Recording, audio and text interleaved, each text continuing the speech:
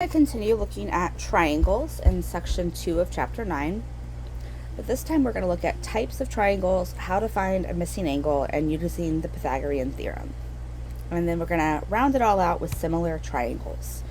So the first thing is important to understand is a geometric figure is closed when you can start at one point and trace the entire figure without lifting your pen. So this is kind of like the idea of graphs, if they're continuous or not. So the same idea happens here. If I never have to pick my pen up, there's no break in the shape, and so it's considered closed. A triangle is a type of closed geometric figure, and it has 3 sides and 3 angles. The 3 sides of the triangle are made up of line segments, and where those line segments meet at the corner is called a vertex, and the plural of that is vertice. One way that we can name a triangle is according to its vertices, so the corners. You can also move in any order, as far as starting at A, going B, C, starting at C, going A, B, but typically we like to keep the alphabet letters in order.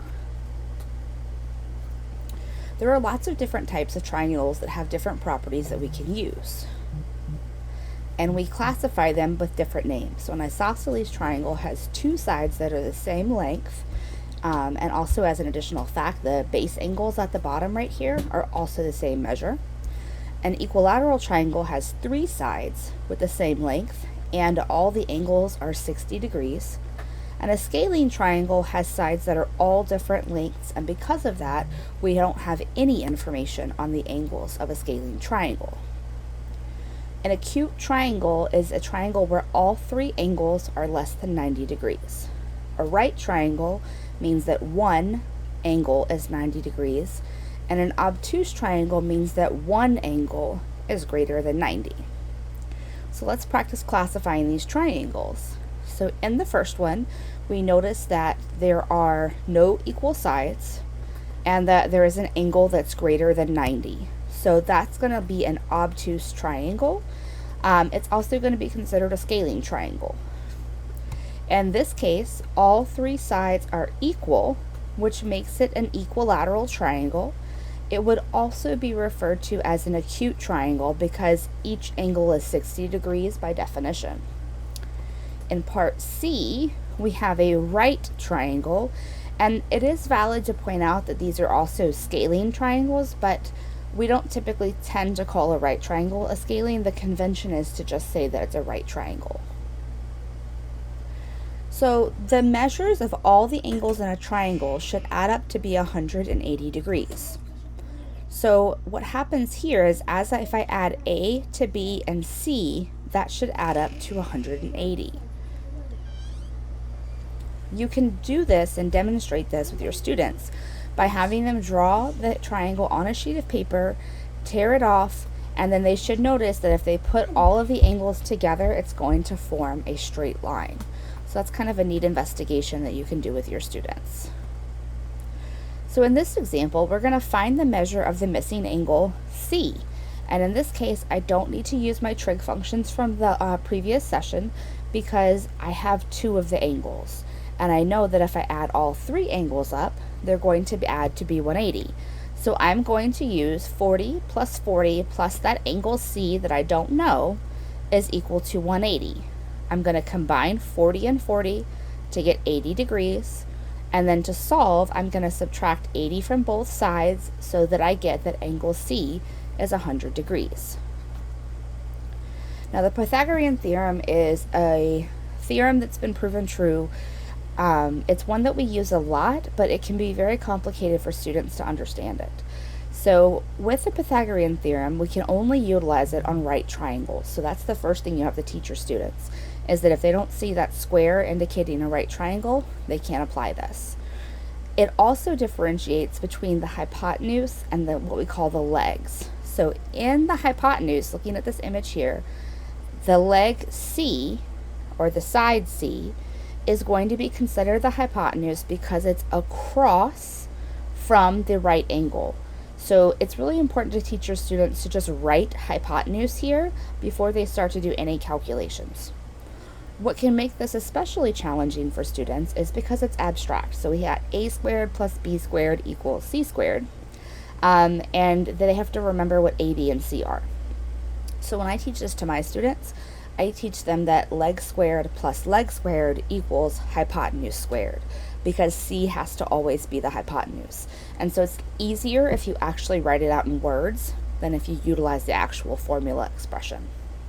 So if I use the triangle that I'm given, the first thing you're going to teach them to do is to write hypotenuse across from the right angle. So they should write hypotenuse on top of the 30.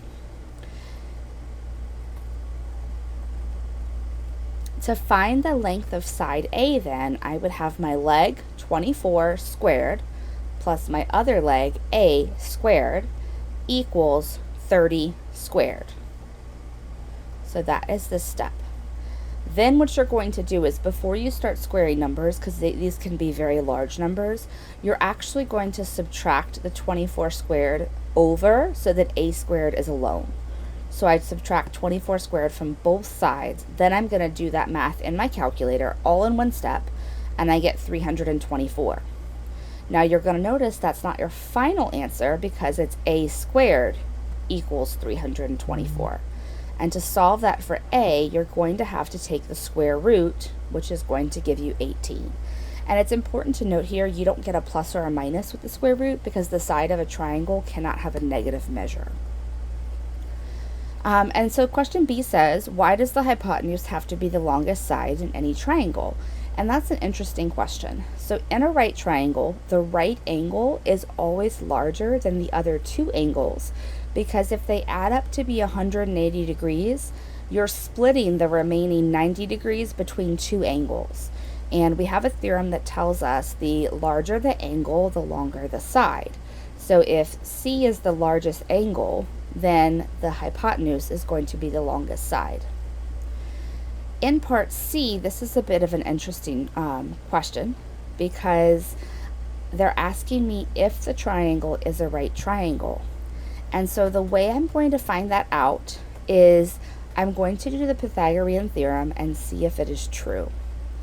Now to do this, I'm going to have to remember that the hypotenuse is the longest side. So for this triangle right here, 13 would have to be my hypotenuse. And then for this triangle over here, if you think about the square root of 41, the square root of 49 is 7. So this is definitely the largest side. So I'm basically going to try to do the Pythagorean Theorem and see if it's true. So I have my leg, which is 10, my leg, which is 8, and my longest side, which is 13. And that's all coming from this image, 13, 10, and 8. I'm going to square all of them, because that's what the Pythagorean Theorem says to do, and I get 100 plus 64 equals 69. And that is not a true statement, so it's not going to be a right triangle. For the second triangle, I'm going to use the square root of 41 as the longest side, like we discussed. I'm going to add my legs and square each value. And so I get 16 plus 25 equals 41.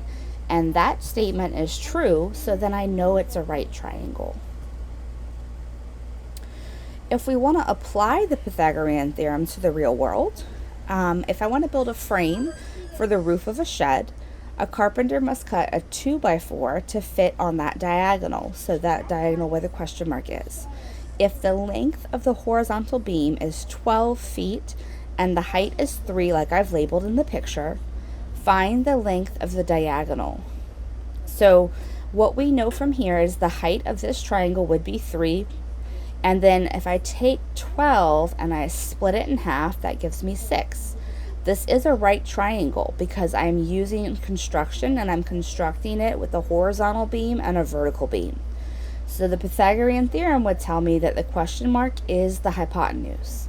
So then I'm going to use 3 squared plus 6 squared equals, and when I do 3 squared plus 6 squared, I get 9 plus 36 equals 45. Now that's what c squared equals, not what c is. So I'm going to have to take that 45 and square root both sides to get 6.7 feet. And so that is the length of the beam. it needs to be 6.7 feet. Now, similar triangles work with proportions, and basically what we're saying is that one is a scale of another. So think about when you draw a scaled figure, so maybe you're doing house plans, it's important to have a scale. So every inch is maybe, 10 feet on your house plan, depending on how large they are. Those are similar figures. So they have the same shape, but not the same size. And because of that, they are going to have corresponding angles of equal measure. So in this triangle, the measure of angle A is the same as the measure of angle A prime. The sides are corresponding, and those are going to be proportional to one another. So if I look at this one, 10 corresponds to 30. So 10 over 30 is 1/3. 6 corresponds to 18. So 6 over 18 is also 1/3. And then I have 4 corresponds to 12, and 4 over 12 is 1/3. So if I wanted to prove that two triangles were similar, this is exactly what I would do. I would check that all the ratios are the same for the corresponding sides. So let's look at how to use an example to solve a problem. If these two triangles are similar, find the length of B prime and C prime. So first let's remember that B prime would be over here, because that's where it's across from the angle. And then we also would have C prime across from that capital C. So to begin, we can use the variable x to find what we need to find. And we want to write the ratios correctly. So if I'm looking at AB corresponds to BC.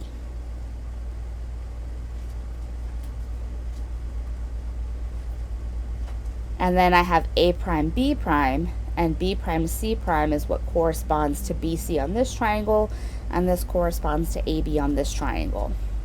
So I'm going to set it up where I have 8 over 6, those are my corresponding sides, equals 12 over this piece that I'm missing here for BC. I'm going to cross multiply and do 6 times 12, 8 times x, and that gives me 8x equals 72. Then I'm going to divide both sides by 8 to get 9. So what I should notice is, based on this, my proportion is going to be 4/3 each time I divide those pieces to get that answer. So I know that they're similar triangles. In example 6, we're going to use something in the real world with casting a shadow. And so anytime we're casting a shadow, it's important to remember that there's a 90-degree angle with whatever is casting the shadow and the ground. So you're going to be working with the right triangle. So what I have done is I have taken the information in the problem and sketched it out for you. So we can see that somebody is 5 foot 10 inches, and the shadow is reflected in 5 feet. And I have my tree, and that's reflected 12 feet. They're both 90-degree angles, and I'm told that they're similar. So I'm going to need to set up those similar triangle ratios. So in order to do that, I would take the height of the person over their shadow. So I would take the height over the shadow, and I want to have one unit, so I can do 5 and 10 divided by 12, because there's 12 inches in every foot. I divide that by the 5 feet of the shadow, equals, the shadow for the tree is 12, and the height of the tree is x. So I cross multiply, and I get 5 and 10 over 12 times 12, which gives me the 70. And then I'm going to do 5 times x, which is 5x. I divide both sides by 5, and so I find out that my tree is 14 feet.